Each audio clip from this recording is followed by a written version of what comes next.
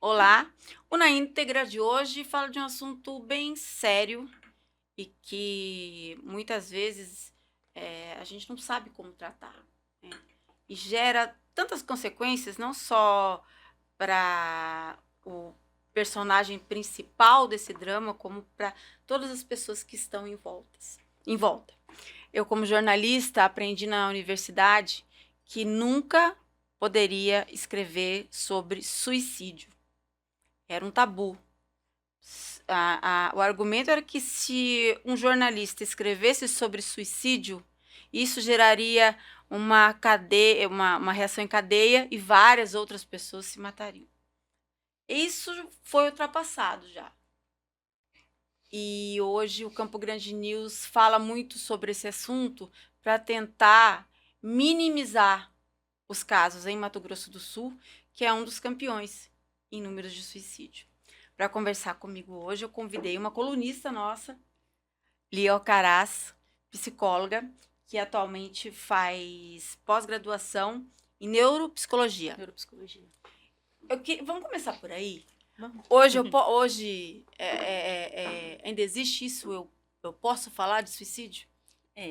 Antigamente, né, Angela, as pessoas tinham um tabu, né? Não se fala porque vai ter realmente uma reação em cadeia, vai acontecer isso, as pessoas vão ter um estigma, vai dar ideia, né? Como se a ideia fosse algo que eu conseguisse plantar na cabeça da outra pessoa, né? Falar sobre a morte, eu vou estar plantando morte.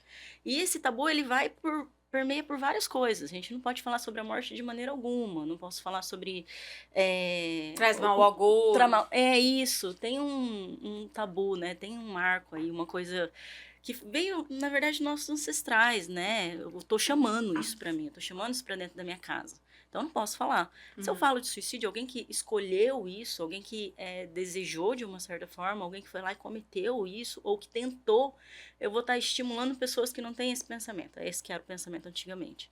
Só que conforme a gente não fala sobre isso, né, a gente deixa de debater sobre a saúde mental. E falar dos sinais, e Exatamente, alertar e falar sobre a prevenção e falar quais são os caminhos, porque assim, o que a gente mais viu ao longo, né, dos séculos aconteceu isso, a pessoa estava do meu lado, eu não sabia que estava passando com ela não se abriu comigo, ela não falou, eu tenho até um vídeo, né, que fala assim, olha, essa pessoa cometeu suicídio 6 semanas antes, 2 semanas antes, uma semana, todos esses vídeos a pessoa estava rindo, a pessoa estava feliz, a pessoa, ou seja, não escolhe pessoas, né? Às vezes a pessoa está do seu lado. Então, assim, quanto mais, quando a gente fala, né, do Setembro Amarelo, é mais uma abertura que a gente tem para a gente falar sobre a saúde mental.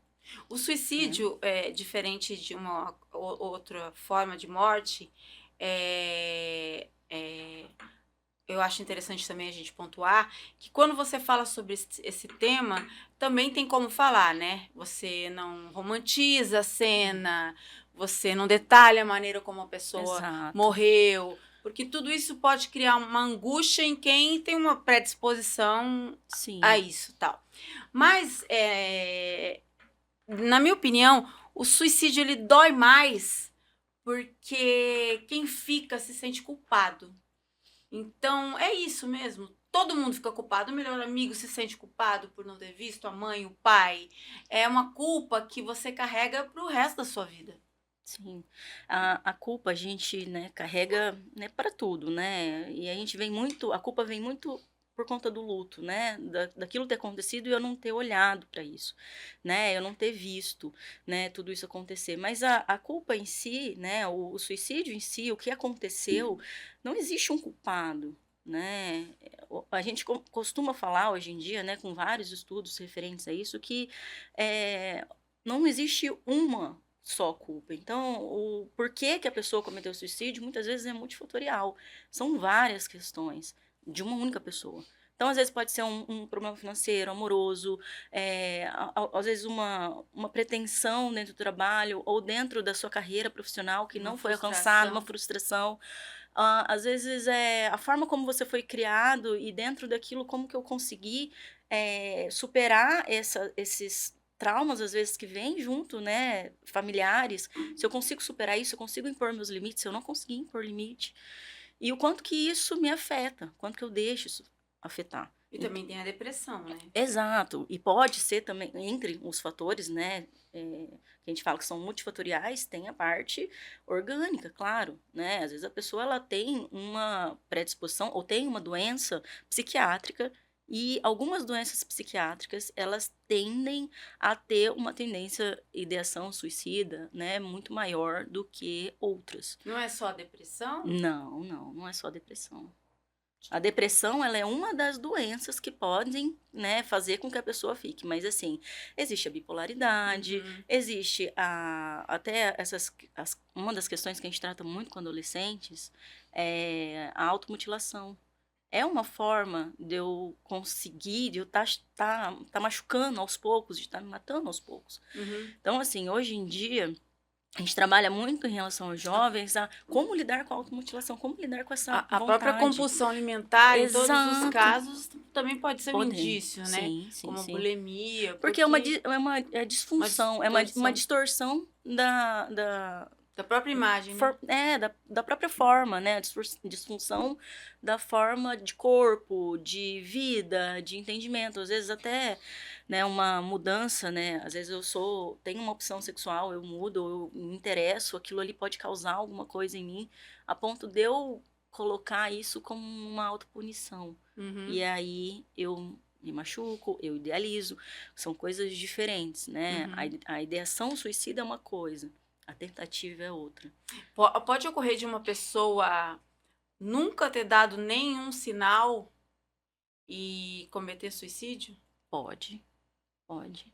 Ela pode, o âmbito, né, disso dela, ela pode ter, assim, multifatoriais, como eu disse pra você, nunca vai ser Uhum. uma coisa só, ela não precisa ter uma doença pra cometer Uhum. suicídio, mas ela pode ter tido a ideia, né, dentro daquilo que aconteceu, uma desilusão amorosa, não tô pensando Daí aqui, ela age mais por algo impulso. impulsivo, algo que ela vai ter ali naquele momento e aí depois ela pode até se arrepender disso Mas daí depois. já era. Muitas vezes acontecem as tentativas. Pode acontecer, Ângela, da pessoa ter tentativas sem nunca ter tido ideação.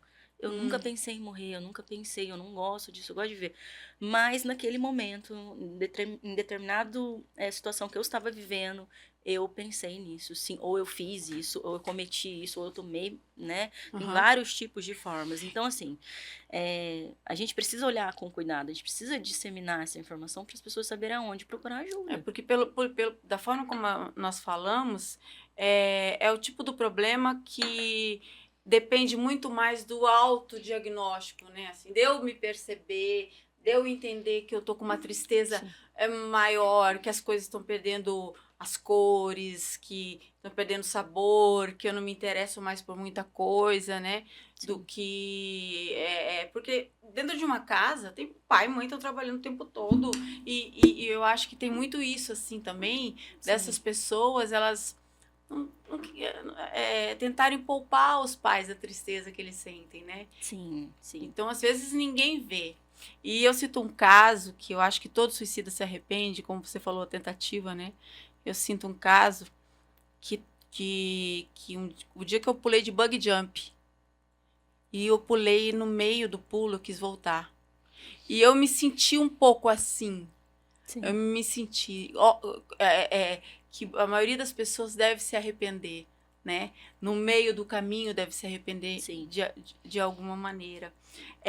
Você acha que hoje os pais estão mais preparados para lidar com os filhos e com todos esses motivos que os levam a frustrações ou detectar algum tipo de transtorno, ou pouco, ou mudou pouco, ou piorou, por conta das redes sociais, do celular?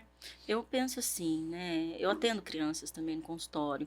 E crianças, né, a partir de 5 anos tal, eu vejo, tenho bastante pré-adolescente, 12. E tá tendo uma faixa etária, né, muito importante agora, até mesmo índices, né, de tentativa, né, e consequentemente, às vezes, o conseguir, né, cometer o suicídio. nessa idade, né, mais novo. Então, assim, eu não acho ainda que os pais estão preparados para lidar com isso. A gente está falando de uma geração ainda que tem todos esses tabus, né? Eu tô falando de mim, a forma como eu fui criada, eu consigo passar hoje para meus filhos uma outra maneira de enxergar isso.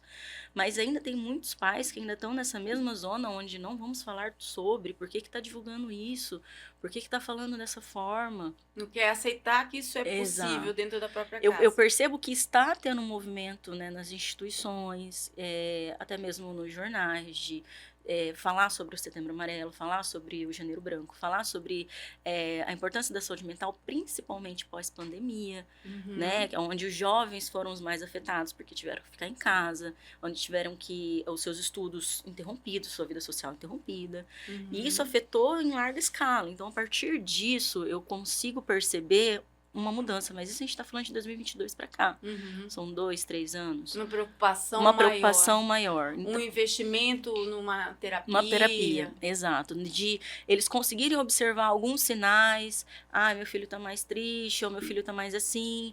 E isso também com a mídia, né, anunciando e falando sobre saúde mental. Então, as pessoas começam, jornais, televisão, aparecendo, mostrando, olha, essa pessoa, a gente vê agora na Olimpíada, né, a Simone Biles, que parou a carreira por conta da saúde mental, a gente vê alguns outros atletas que pararam, o Medina mesmo, né, que ele parou. Então, assim, você vê uma importância que as pessoas estão dando e uma pausa, né, de, vamos olhar para isso. Vamos ver como que essa pessoa está. E aí, é aquilo que você falou, né? É muito mais a pessoa interna perceber isso. Geralmente, a pessoa tem que se perceber. Mas, quando a gente pega esse tema e assopra para todo mundo começa a perceber. E às vezes a pessoa não tá se percebendo. E aí ela recebe um toque, olha, eu tô achando você muito triste. Ou eu tô achando você com alguns comportamentos, ou você tá muito agressivo. Você tá se percebendo? Você tá vendo o que tá acontecendo? Eu acho que você precisa de ajuda. As instituições, né? Você falou de agressividade Sim. e de tristeza. A oscilação de humor também pode ser um indício, assim. Existe coisas que a gente deve prestar mais atenção, porque eu acho que o maior problema para o pai é a adolescência. Porque na adolescência você nunca sabe quando aquela criatura tá falando a verdade, tá dramatizando, né? Então, assim, tem coisas que são cabais, tipo, não, isso, sem dúvida. Sim, não, tem alguns comportamentos, né? Eu falo assim, a gente, quanto os pais, né, a gente consegue reconhecer aquela criaturinha que a gente criou, a gente consegue ver alguns comportamentos. É óbvio que na pré-adolescência, né, 12, 13 anos, a gente começa a ver algumas mudanças, mas assim, ainda assim a gente consegue reconhecer ali. Em determinados momentos, principalmente a parte social, a gente vai vendo que está tendo algumas mudanças. E a gente precisa olhar para esse todo. O que está acontecendo? Tá ficando Mudamos mais de escola. isolada. Teve alguma mudança? O que teve no entorno? O que teve teve na algum parte... motivo? Exatamente. Eu mudei de cidade, eu mudei de trabalho, teve alguma restrição, teve alguma frustração. Estar perto desses adolescentes, né? Não no sentido de só olhar e criticar, mas também estar perto. Eu costumo dizer até que em determinado momento na adolescência a gente precisa ser mais amigos dos nossos filhos. E quando eles não querem? Não, sim, não é fácil. Não é fácil, porque tem aquela eles coisa, não colocam quero uma falar. barreira. E a partir dos 10 anos eles não têm mais essa proximidade com os pais. Mas cabe muito mais a gente, né, quanto pais, em enxergar algumas coisas do que quanto eles, que a maturidade deles é muito restrita. Eles não têm uma noção de falar, estou sentindo isso. Acho que é isso que está acontecendo comigo. É muito mais a gente, quanto adulto, de falar assim, olha, isso não tá legal, né? Esse comportamento, a escola ajuda muito, porque a maior parte do tempo eles estão lá. Então, eu ia perguntar justamente pela escola. Dos dois pontos de vista. Nós já tivemos vários casos que ocorreram dentro da escola. E outros casos que repercutiu muito na escola porque eram alunos muito conhecidos, muito populares. Como se trabalha isso dentro de uma escola quando uma tragédia dessa acontece? Porque a gente tá falando um pouco de família, mas tem esse outro ambiente que deve ser devastador, né? Sim, sim. Eu penso assim, a primeira coisa que a gente deve fazer quanto escola é acolher. Primeiro, é bem aquele filme, né, do Divertidamente, é falar sobre os sentimentos, acolher a angústia que é a pressão de tirar notas boas, de passar no vestibular, de você estar naquele âmbito, né, naquela força de eu preciso definir minha carreira. Primeiro é acolher esses adolescentes, né, pré-adolescentes e adolescentes, e depois conscientizar, mostrar os caminhos, aonde eu posso ir, o que que eu posso fazer, quem que eu posso contar, aonde eu posso contar e como eu posso fazer isso. Então, assim, eu vejo que as escolas com palestras, né, cada vez mais trazendo essa importância da saúde mental, isso ajuda, faz com que os adolescentes falem. E eles gostam de falar. Né? Na hora que você entra numa sala de aula de adolescente, você vai falar sobre um assunto mais complexo, assim, né? Algo que está mais vigente, você vê que eles ficam todos oriçados. Todo mundo tem uma história para contar. Né? Todo mundo tem problemas, né? Quem não tem problema? Mas, assim, como que aquela pessoa tem esse problema ou passou por isso e lidou com isso? Então, a gente faz muitas dinâmicas de grupo, né? A gente conversa muito sobre alguns temas mais pontuais e uma literatura até direcionada para a gente poder trazer essa conversa com eles, para a gente escutá-los, ver qual que é a demanda. A gente percebe também, assim, como mãe e pai, como pai, que hoje, por exemplo, em tempos de Netflix, né? Os pais Exato. condenam muito filmes que têm cenas de sexo, continuam condenando isso. Mas eu já assisti vários filmes com a minha filha que a temática era o suicídio. Sim. E uma delas é uma série que foi produzida Pela Netflix mesmo, pela, né? não, pela Netflix, mas pela Selena Gomez, Ah, tá. que era As 15 Razões, eu não sei, alguma coisa assim. E a menina parecia cortando os pulsos. Era uma coisa assim que me chocou. Tanto que agora eu acho que tiraram essa cena da série por conta disso. Então, às vezes, eu fico pensando que os pais ainda continuam dando valor a algumas coisas que já não tem valor nenhum. Sim. Sexo, qual é o valor do sexo? Sim. De uma cena de sexo para um menino, para uma menina. Eles já viram isso centenas de vezes, entendeu? Hoje em dia, a mídia, ela tá muito mais informativa e abrangente.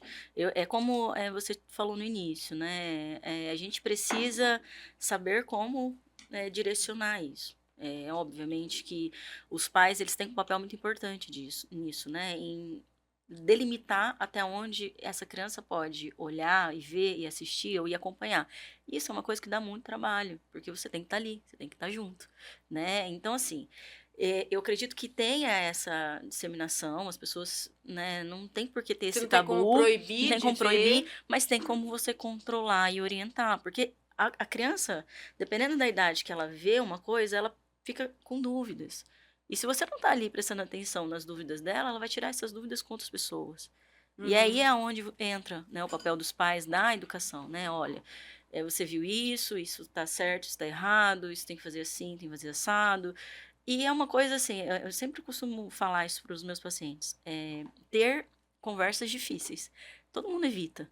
E isso vai muito daquilo que a gente foi ensinado Joga por para nossos baixo do pais. tapete, acha que não tem que ir, né? Isso. Então, assim, se a gente foi ensinado, né, a ter conversas difíceis e como lidar com isso, a gente vai conseguir ter isso com os nossos filhos. Se a gente não foi ensinado, vai ser mais complicado fazer isso. Mas nada que eu não entre numa terapia, que eu entenda todas as minhas questões e eu não consiga. É bem aquele memezinho, não sei se vocês já viram, do copo, né? Um copo de café, que aparece 3 copos, né? E aí você joga o copo de café no outro copo, fica cheio. Aí você vai jogar esse copo no outro copo, ou seja, no seu filho. Aí vem aquele copo aquela jarra de água, joga tudo, esvazia. Isso é um pouco do processo terapêutico, né? Que Sim, tentar esvaziar e não ficar continuando entregando para os meus filhos ou para as outras pessoas uma coisa que fez mal para mim. Né? Então, assim, é uma transcendência até, né? E o que eu acho mais chocante nisso tudo é que, agora eu volto a falar dessas polêmicas, o quanto os pais, as escolas, os professores, eles dão valor a uma realidade que não é mais dessa geração, né? Sim. Então, vou citar outro exemplo. No ano passado, condenaram aqui um livro que se chama O Avesso da Pele, Sim. porque tinha uma questão toda sexual, né? Mas os pais não sabem o que os filhos leem. Por Vê, exemplo, né? Rafael Montes é um autor. Não, meu filho, pode ler. Rafael Montes, nossa, leia. Leia. Ah, como que é o nome do filme? Ah, O Jantar Secreto. Ah, deve ser uma coisinha de fadinha, né? Ah, deve ser. O cara escreveu um livro que tem 12 suicídios em um livro. Inclusive, tem síndrome de Down, né? E aí você só vai descobrir isso depois, por um acaso, Sim. lendo alguma coisa. Então, assim, os pais não sabem de nada e continuam investindo em tabus que eu acho que que é totalmente errado. Não é esse o foco. Se fosse melhor trabalhado, né? Se fosse melhor acompanhado, mas é o que eu te falo. Educar dá trabalho, né? Educar você tem que despender tempo, estar ali, estar junto, olhar, Abrir mão das suas abrir mão das coisas. suas coisas. Então, assim, não é uma coisa fácil. E não julgo as pessoas que também, muitas vezes, terceirizam isso até para a escola. Não tem como. Mas Às vezes a pessoa... uma terapeuta, Mas né? que isso, exatamente, que consiga direcionar para a pessoa correta, que faça, que dê caminhos para o filho, porque assim, se eu não consigo lidar, então eu vou passar isso para alguém, ou eu vou buscar caminhos para que ele consiga lidar. Vamos falar um pouco dos adultos também. Sim. Você estava me dizendo que é muito diferente entre mulheres e homens, o que leva a essa fatalidade. Sim, sim, sim. Quer dizer, traduz muito de como a mulher pensa e como o homem pensa, né? Sim, porque sim. você me disse que a maioria dos homens é por questão financeira. Sim, da quantidade, né, de que a gente vê dos porquês, né, que a gente verifica, vem para um homem muito mais uma questão financeira, a mulher muito mais uma questão amorosa, né, uma desilusão amorosa ou algo que não tenha conseguido. Então, assim, são fatores diferentes. Não vou dizer que não aconteça com homem também e não aconteça com mulher também, mas a forma como nós fomos, né, desenvolvidos e criados, a nossa cultura coloca ainda muito, né, o homem como o chefe da casa, o que tem que prover, o que tem que aguentar tudo, né, o que não pode chorar.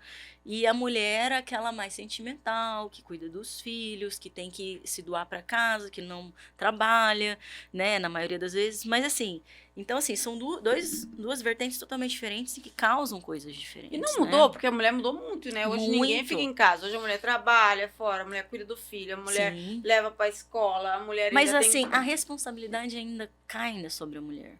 Né? Incrivelmente, né? A gente teve agora recente, né, no Enem, falando sobre esse trabalho invisível, cuida, né? Exato, trabalho invisível. Você trabalha em casa, você trabalha fora, você trabalha dentro, você faz comida, você faz não sei o quê. E assim, é um trabalho que não tem nenhum tipo de reconhecimento, remuneração. É um trabalho invisível. Você acha que, no caso do adulto, a religiosidade ela é um problema no tratamento da depressão?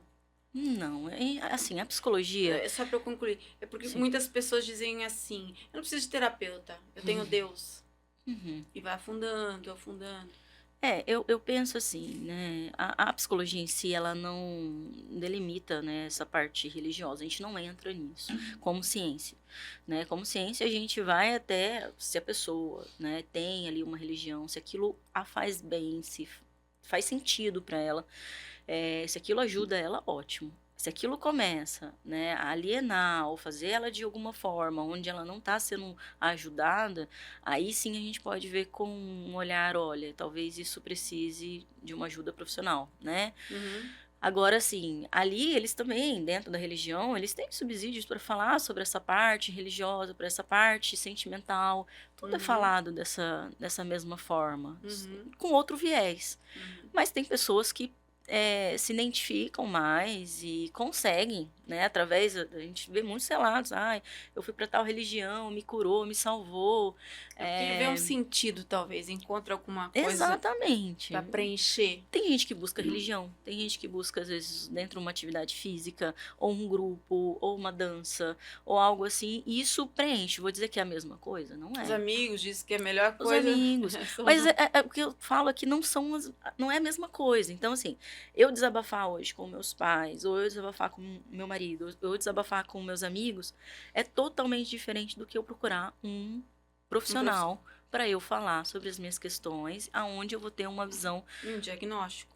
um diagnóstico, uma visão totalmente diferente daquilo que está sendo passado, Uhum, né? Talvez coisas que, assim, são 5 anos de estudo. A uhum, gente não estuda algo imaginário, a gente uhum, estuda ciência. Então, assim, uhum, quando a gente passa isso para um paciente, as pessoas elas ainda têm uma mistificação. Ah, ele vai falar o quê? O que eu vou falar? Você vai falar sobre você vai falar sobre os seus sentimentos, você vai falar sobre aquilo que você está sentindo, aquilo que você está uhum, pensando. E uhum. muitas vezes a gente barra em pensamentos absurdos, em pensamentos intrusivos, ações intrusivas, né? E Explica aí melhor isso, como assim?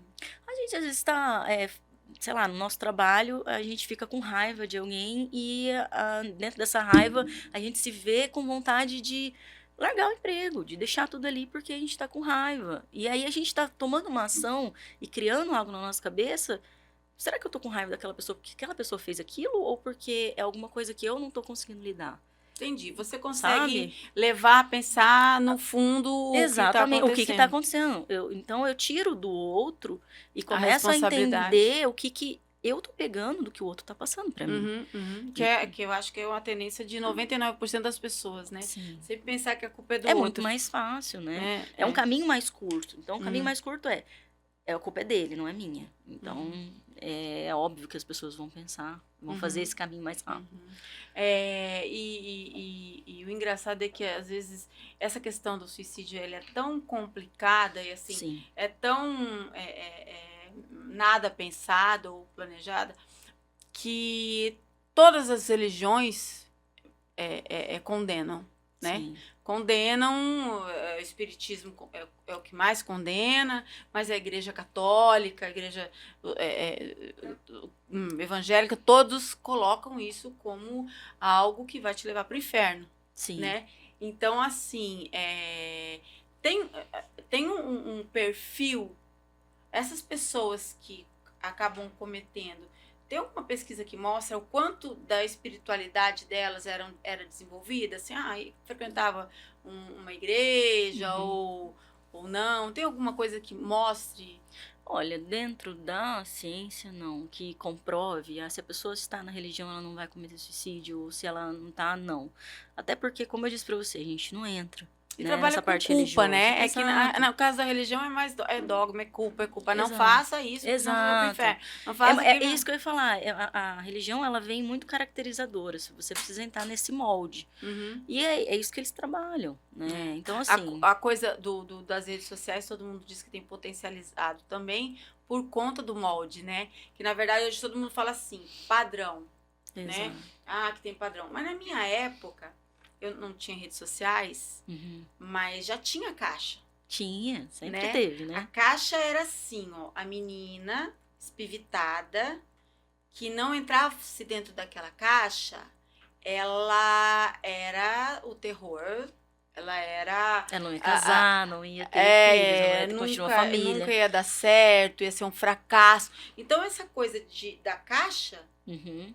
é algo que hoje quem faz é as redes sociais, mas sempre teve. Sim, mas De não ver que aquilo pode ser uma habilidade sim. a ser explorada, né? Tanto na Que tem outras escola. possibilidades, né, daquilo ali. Hoje em dia eu vejo que as pessoas estão saindo muito mais desse molde. É um caminho a se percorrer, né? A gente vê até na televisão, na mídia, o quanto que as pessoas estão conseguindo se identificar mais com outra sexualidade, elas estão conseguindo sair, elas estão conseguindo se impor mais, pensar nos direitos humanos, pensar em eu existo, eu estou aqui, eu existo, então eu mereço respeito também. Então todas essas ações, elas vêm formando É a geração dos nossos adolescentes, né? Você vai pensar assim, existe um tipo só de relacionamento? Não, existem vários tipos de relacionamento, Uhum. né? Então a nossa sociedade começa a se moldar a isso. Então eu não vejo, antigamente tinha-se muito essa caixa, tinha-se muito essa questão religiosa, hoje em dia já não se prende mais a isso. Então, É que eles a própria pessoa acaba criando a sua caixa uhum, ao se comparar com coisas das redes sociais, né? sim, A ter esse comparativo. Vamos falar agora da coisa sim, do pós, né? sim. Aconteceu e aquilo vira tanto tabu que eu disse que eu descobri eu demorei 50 anos para descobrir que o meu avô se suicidou. Olha só, Porque na minha família não se poderia ele falar. tinha sido envenenado. Eu achava que alguém tinha assassinado ele. E demorou muito tempo. Foi preciso, assim, uma prima que eu nunca vi falar. Porque é algo que ninguém quer falar, porque eu acho que parece que demonstra uma fraqueza Da e uma família, né? doença da família inteira. Uhum. É isso. Não, imagina, né? Não, Não, assim, mas assim, não, as mas pessoas as pensam pessoas assim, têm, vixe, as pessoas pensam muito nisso. E vem como muito se fosse uma desse tabu. condenação. Exatamente. E vem muito, né, desse raiz, desse tabu. Então, assim, eu não posso falar da morte, eu não posso falar que a pessoa morreu. Se alguém tá grávida, eu não posso falar que alguém perdeu um bebê, porque eu vou estar trazendo isso pra dentro da minha casa. Então, assim, existe todo esse tabu ainda, né? E, como eu te disse, né, principalmente das pessoas mais antigas, né, que trazem isso muito mais forte. Hoje em dia é muito complicado, né, porque hoje em dia a gente já tem mais esse conhecimento, as coisas são divulgadas e o pior disso tudo são, de fato, as pessoas que ficam. Porque, assim, é como você disse, existe uma culpa. O que aconteceu? Por que eu não alertei? Por que eu não vi? Por que isso estava acontecendo do meu lado e eu não ajudei? Será que eu não ajudei o suficiente? Então, assim, quando aparece até nessa série, né, da Netflix, a menina escreve 13 porquês que Uhum. ela cometeu suicídio e vem contando depois progressivamente. E aí você vê assim, nossa, olha o tanto de gente que era culpado, né? Olha É, o tanto de coisa que, quer que dizer, foi uma aconteceu. coisa só, foi por conta dessa pessoa, foi por conta daquilo que aquela pessoa fez. E eu volto a falar, é multifatorial. Não existe uma coisa só. A Uhum. pessoa nunca vai cometer um suicídio por um motivo só. Aquilo ali pode ser o estopim. Encheu, o copo encheu, transbordou e ela não conseguiu aguentar mais. Mas você vai pegar a história de vida, tem vários outros fatos que levaram ela ou ele a cometer isso, entende? Uhum. Então, Uhum. assim, nunca é um Mas fator só. como sobreviver a isso? É muita terapia. Porque, assim, você entender e tirar essa culpa, entender o desejo do outro, entender o que estava de ruim para aquilo, para o outro, e que você não poderia fazer. Você pode fazer, óbvio, tem muita coisa que dá para ser feita, mas que dentro daquele motivo já aconteceu, você não tem como voltar atrás. É uma dor, eu costumo dizer que o luto, assim, ele não tem cura, né? Ele não tem cura. É o Você vai pior dos viver, lutos quando é não nesse acho que é o caso? pior, é um luto complicado, porque você vai ter que lidar é, com isso pro resto da vida. Se você sente culpa, você vai lidar com a culpa pro resto da vida. Você vai aprender a lidar com aquilo, né? Você Uhum. vai aprender a viver com esse sentimento, mas que aquilo ali vai acabar, Mas é que você não pode usar aquilo como âncora para sua vida não. inteira, Não, você vai aprendendo a lidar. Mas né? que que isso uma hora ou outra vai acabar, você vai esquecer aquilo que aconteceu, você vai esquecer aquilo que, ainda mais Quando é visto, quando quando é é na visto, quando frente. acontece, quando você teve ali a vida na sua mão. Cada pessoa ela é um ser único. Tem gente que vai saber lidar com aquilo, que vai trabalhar isso em terapia, ou que vai simbolizar, fazer isso de uma outra forma. Tem gente que não, tem gente que, enfim, são infinitos. Isso depende. O luto para cada pessoa é de uma forma, Uhum. né? O que eu posso dizer para você é que o luto é uma coisa que a gente não consegue curar. A gente tem que aprender a viver com ele. E a gente tem que viver, na verdade, Viver o luto. esse luto. Estar ali, sentir isso, sentir a saudade, viver os momentos, porque assim, muito se fala sobre fases, né? Primeiro você tem a fase de negação, depois de barganha, depois de aceitação, depois de raiva. E na verdade, o luto, assim como a vida, né, ela é uma montanha russa. Ora, no mesmo dia você tá bem, você tá tranquilo, você aceitou, você acha que aquela pessoa tá no melhor lugar, ela tava em muito sofrimento. Logo depois, você fala, não, eu podia ter feito alguma coisa. Vem aquele ímpeto, aquela vontade, aquela culpa, a depressão, você fica triste, você chora, você fica 2, 3 dias, você não dorme. E aí logo depois você acorda bem. Então, essas fases você vai vivenciando. E eu costumo dizer que o primeiro ano é o mais difícil. Porque são as primeiras experiências que você passa sem aquela pessoa, Uhum. né? Sem aquela pessoa na família, nas festas, no aniversário. É como um cenário que Uhum. parte e não existe Não mais. existe mais. E aí, assim Ou como uma quando você, segurança. quando você perde um membro e você tem que aprender a conviver sem aquele membro, né, do corpo, o luto é a mesma coisa. Você perdeu. E aí você tem que aprender a viver sem aquilo. Uhum. Então, vai restituir? Não, você vai aprender a viver sem E aquilo. nessa questão do luto, a gente vê como que, claro, cada pessoa reage de uma maneira diferente. Mas tem algum modelo de sobrevivência? Porque, por exemplo, nós já escrevemos aqui matérias de pais que o filho morreu há 12 anos e o quarto continua intacto. Sim. E também tem o inverso, né? De que morreu, olha, eu não quero saber nada, eu vou mudar de casa, eu não quero mais pisar nesse lugar. Sim. Existe uma coisa que seja melhor do que a outra? Então, a gente não tem nenhum modelo. Eu costumo dizer que o luto, ele vai ser mais complicado à medida que existe muito amor envolvido.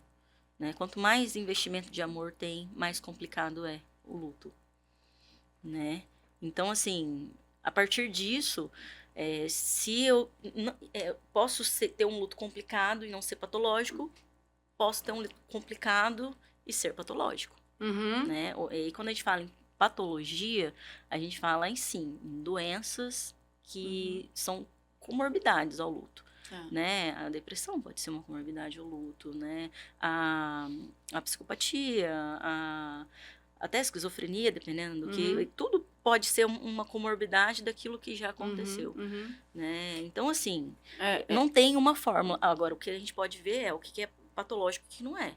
Quando a gente fala em terapia, a gente está falando aqui muito da questão, assim, de quem pode pagar uma terapia. Sim. Você acha que...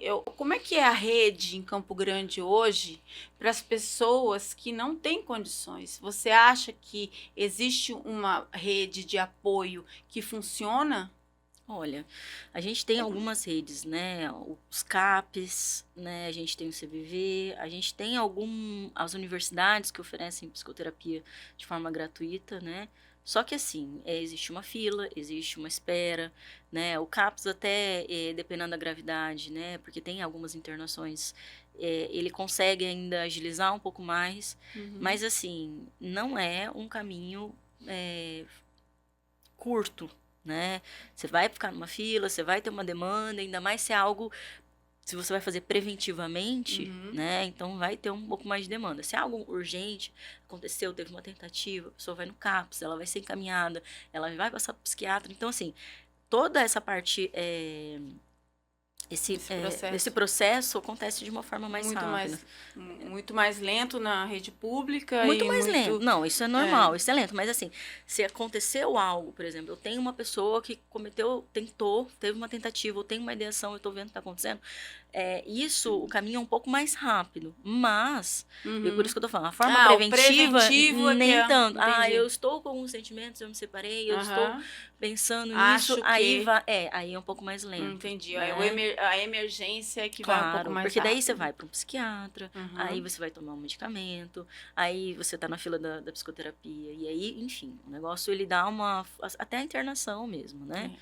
Lia, o nosso tempo já acabou, mas eu queria que você falasse algo que a gente não falou, por eu não ter perguntado, e que você acha importante.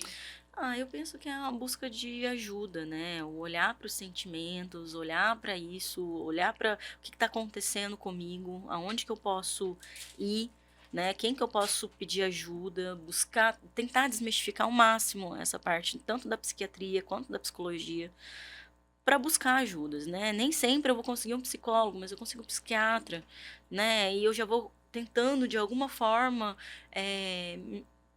buscar uma cura, buscar uma ajuda, buscar alguém que dentro desse meio possa me ajudar, né, nessa parte mental. Então, o Setembro Amarelo, para mim, é isso, eu preciso falar sobre a saúde mental para que as pessoas não cheguem nesse ponto, entende? Daí já não tem muito que se pode fazer. Eu te agradeço isso. também pela coluna. Ah, obrigada. Eu tento. Foi ótimo o papo. Obrigada Tomara a que a gente vocês. tenha colaborado com alguém, né? Porque isso que a gente tenta isso. aqui, né? Se ajudou uma pessoa para mim, tá bom. Para mim também. Muito obrigada. Obrigada eu.